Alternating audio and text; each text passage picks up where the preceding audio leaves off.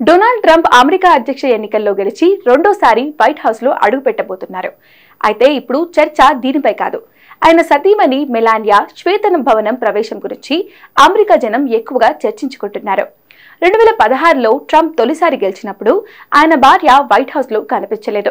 తన కుమారుడితో కలిసి న్యూయార్క్ లో ఉన్నారు. అంటే ముందున్న ప్రథమ మహిళతో పోలిస్తే మెలానియా చాలా నిరాడంబరంగా కనిపించారు. అయితే ఈసారి అమెరికా ఫస్ట్ లేడీగా ఆమె వ్యవహార శైలిపై ఎలా ఉంటుందనేది ఆసక్తిగా మారింది. అప్పట్లో కొంతమంది మెలానియాను అంతుచిక్కని మహిళగా అభివర్ణించారు. ఎందుకంటే ఆమె తీరు తన ముందున్న ఫస్ట్ లేడీస్ కు భిన్నంగా ఉండేది.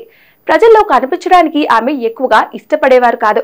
వైట్ హౌస్ లోనూ ఎన్నికల ప్రచారంలోనూ పెద్దగా ప్రసంగించేవారు కాదు. స్లోవేకియాలో పుట్టిన మెలానియా మోడల్ గా ఫ్యాషన్ రంగంలోకి ప్రవేశించి అనంతరం ట్రంప్ తో ఆకర్షణీయ జీవితాన్ని గడిపారు. ఫస్ట్ లేడీ అనే వేదికను మంచి కోసం ఎలా ఉపయోగించుకోవాలి తనకు మంచి అవగాహన ఉందని ఆమె ఆత్మకథలో రాసుకున్నారు. 25 ఏళ్ల క్రితం ఓ ఇంటర్వ్యూలో అప్పటి తన బాయ్ ఫ్రెండ్ డొనాల్డ్ ట్రంప్ గురించి మాట్లాడుతూ ఆయన అధ్యక్ష పదవికి పోటీ పడితే తాను మాజీ ప్రథమ మహిళైన జాక్విలైన్ కెనెడీ, బేటీ ఫోర్డ్లను మార్గదర్శకులుగా భావిస్తానని, వాళ్ళు చాలా సాంప్రదాయబద్ధంగా జీవించారని మెలానియా చెప్పుకొచ్చారు. Mrs Kennedy fashion icon. ఆమె వైట్ హౌస్ ను తనదైన శైలిలో మార్చేందుకు చాలా సమయం కేటాయించారు.